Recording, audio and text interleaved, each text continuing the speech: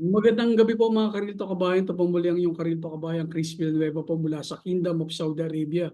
Pasensya na po, medyo matagal na po akong hindi nakapag-vlog kasi medyo busy po ako eh. Pero may mga nilalagay naman po akong mga short clips po. Yun po yung nasa unahan po ng opisina po namin, yung Aramco Stadium po. So yun lang muna yung nilalagay ko. And then the rest, wala, di muna po ako nag-vlog kasi tulad nga po ng mga unang nasabi ko, parang kampante naman po ako sa gobyerno po natin kasi nandiyan po siya, no?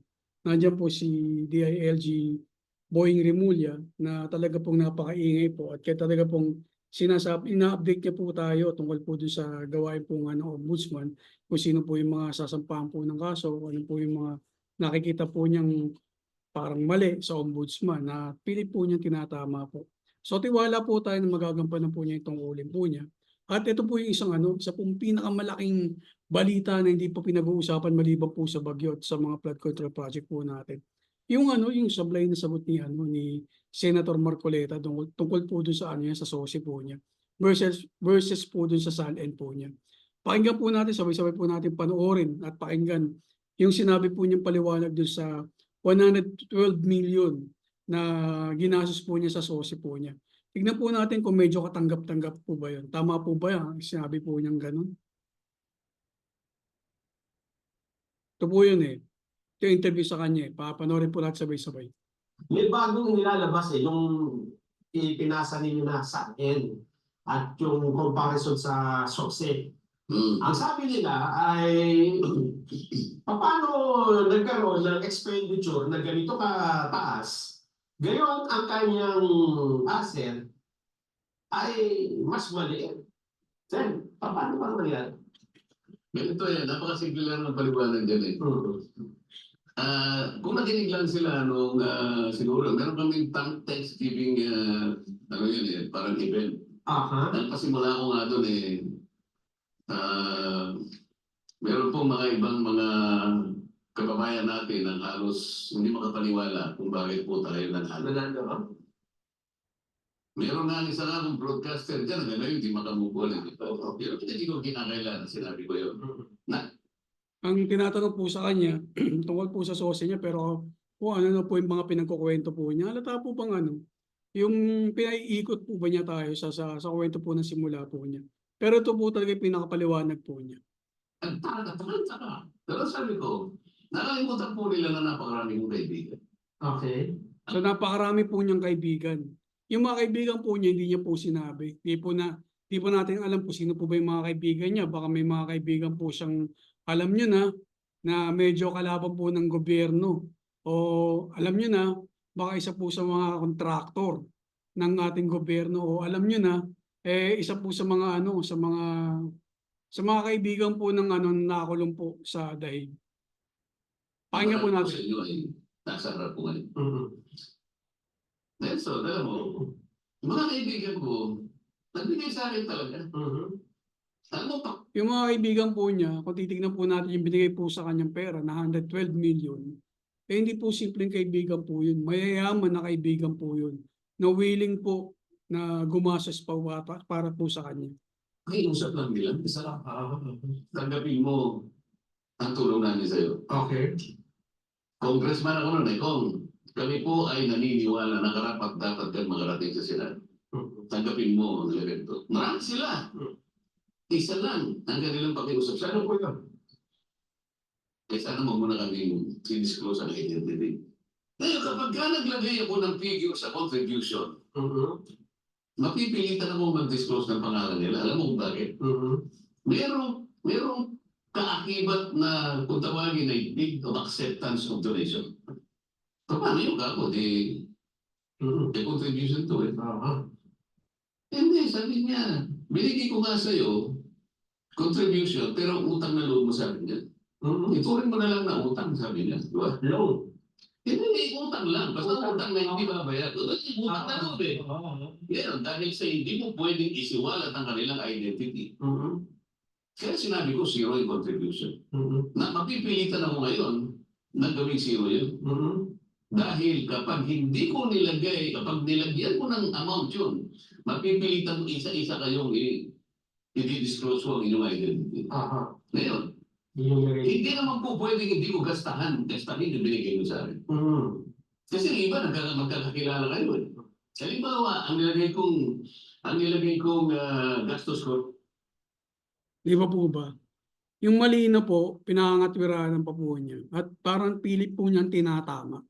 Yun po ba, tama po ba yun? Na hindi mo i-disclose kung sino po yung mga nag-donate po sa sa campaign po ninyo.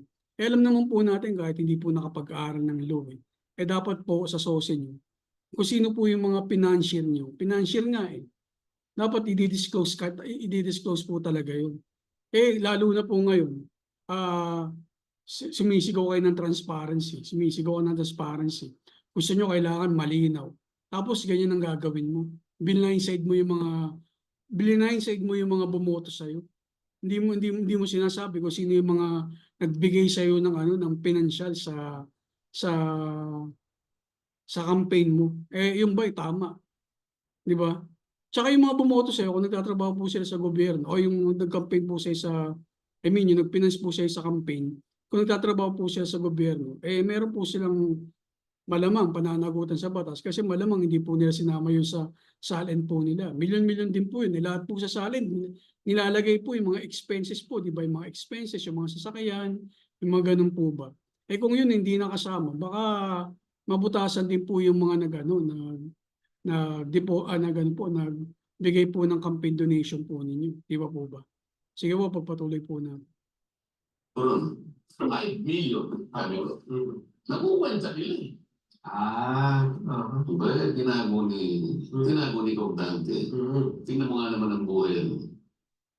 Nanalo na, kumita pa. Ayaw mo naman yun. Kasi pinagtiwala nila sa akin. Kailangan gastahin ko yun. Kailangan talagang spend. Hindi pwedeng hindi ko gastahin sapagat binigay nila sa akin. Sapagat gusto nila manalo ako. May tiwala sila sa akin. Pinagtiwalaan nila ako. Meron kong batas, Nelson, na magsasabi, pipilitin ko silang i-disclose. Bigyan mo ako ng batas. Hindi paghatap sila. Hindi pwedeng hindi ko gastahin yun. Kaya ganun kalaki yung ginastos ko. Dahil binigay nila sa akin, ipinagkatiwala, dahil kasi kagustuhan nila na manalo ako. Yun po yung sinabi po niya. Alam niya po mali po siya sa sinabi po niya. Lalo na po sa mga sinasabi po niyang batas. Alam niya po yan, attorney po siya, lalo na po sinumpaan po niya yung SOSE. Bago po siya pumirma dyan May nakalagay po diyang panunumpa Alam niya po yan kung anong batas ang nilabag po niya. Alam niya po kung ano po yung kasalanan po niya, lalo na po na pinagtatakpan po niya yung mga financier po niya doon sa campaign po niya. Kaya po wala po masyadong nag-react ng mga ng mga kakampi po niya. Kakampi, yung iniidolo po talaga siya. Wala po nag-react kasi alam po nila mali. Yan po ba? Paano po ba na-discover yung yung contractor po na pinanspay kay Cheese na malaki po yung malaki po yung mga flood control project po dun sa sa Sorsogon. Di ba po dahil sa SOSE? Yun po inilagay na po ni ni Senator Cheese. What more po sa kanya, hindi niya po nilagay. Ano po yung mga tao na tumulong po sa kanya doon, na nag-campaign po sa kanya? Ano po bang kinatatakutan niya? Bakit hindi po niya pwedeng ilabas po yung mga tao na nag-fund sa campaign po niya? Kung ito naman po ay mabubuting mga tao. Di ba po ba? O kung mga mga kasama po sa gobyerno, malamang may paglalagyan po sila. Kasi bakit hindi nila dineclare yung yaman po nila na nag-donate po sila sa campaign po ni Senator Marcoleta. Mas marami pong tanong doon sa sinabi niya pong sagot. Doon sa ginastos po niyang 112 million. Napakalaking halaga po yun. Kung kaya niya po magtago ng ganong kalaki ng mga pangalan po na nagpinansa po sa kanya, siyempre po hindi po natin maiiwasan na kaya niya po magtago ng mga totoo at palabasin niya po yung mga kasinungalingan. Yan po ba? So matatandaan po ng mga tao to ng ginawa po niya. Lalo na po yung mga taga-suporta po niya. Hindi po siya mapagtatanggol po rito kasi mali Alam niyo pong mali. Alam po ng mga kasama, mga umiidolo sa kanyang mali na ginawa po niya. Kaya wala po silang masabi to nang nilabas Parang nag-aanunan lang po sila Kasi yung paliwanag po niya, matapang pa Parang proud pa po ba? Alam niya ng mali, pinagmamalaki pa po niya. Tapos, hindi ko po maintindihan. So, mas marami pong bumatikos sa kanya. at marami pong tumahimik dahil dahil po sa sagot po niya. Kasi kahit hindi ka po nakapag-aral ng batas kahit hindi ka po tumakbo na politiko, alam mo mali ang ginawa mo. Pero yung hindi mo pera ng mga kaibigan mo, o pera ng mga financier mo, di mo pinangalanan. Sino-sino yung mga financier po na yun? Diba? Nakakapagduda. Bakit tayo po nilang pangalanan? Bakit tayo niya pong pangalanan? Mukhang inakatakot po niya. Nga po ba? Anyways po, it only shows po na hindi po talaga for transparency si Senator Marcoleta po. In the first place, ang una pa lang po kay BP Sara, hindi na po siya for transparency. Paano nga po siya for dismissal nga po siya ng ng impeachment trial Kaya lang wala doon sa rules ng Senate Kaya nauwi po doon sa archive. Archive po ng Senate archive po yung yung impeachment trial po ni BP Sara. Hanggang ngayon po hindi pa nga po dinidinig po yung motion na MR po ng ng Congress tungkol sa impeachment trial. Matatapos na po yung November, magde-December na, susunod January, February na naman po. So napakabilis lang po talaga ng panahon. Napakabilis po napakabilis po ng araw. Di ba po ba? Sino po ba yung pinagbibigyan po rito? Sino po ba yung inililigtas po ng pagbilis po ng araw? Di ba po ba? So talagang ihahayag po yung mga kabaloktutan po ng mga taong to. Lalo na po doon humarang po doon sa impeachment trial ni Sara Duterte po, ni BP Sara Duterte po.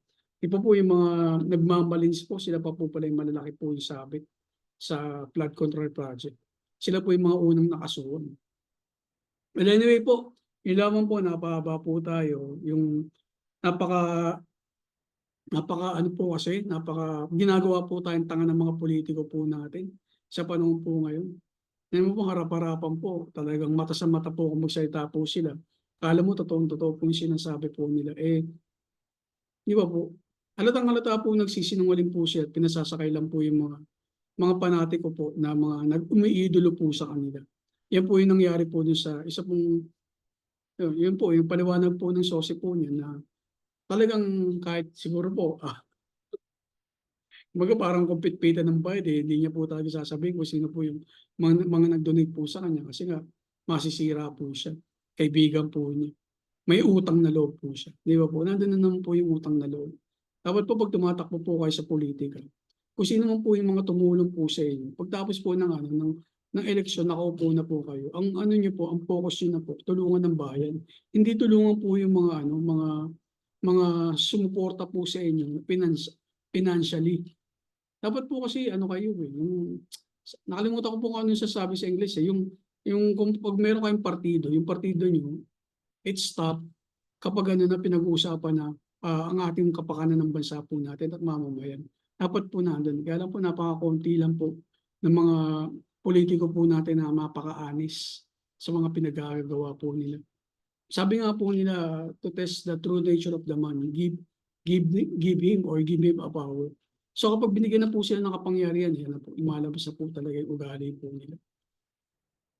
Yung mga gusto naman po mga tumakbo ng leader ng bansa para mapabuti po ang bansa po natin, siguro po medyo ayaw po kasi po nilang makialam na mapahamak po yung pamilya po nila o bawal po sa religion po nila, yung mga ganun po.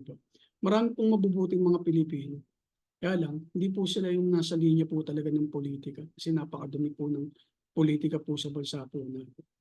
Yun lamang po, magandang gabi po sa ating lahat at mag-ingat po tayo palagi. Ito pong muli, ang iyong Ka-Real Talk, Chris Villanueva po. Peace.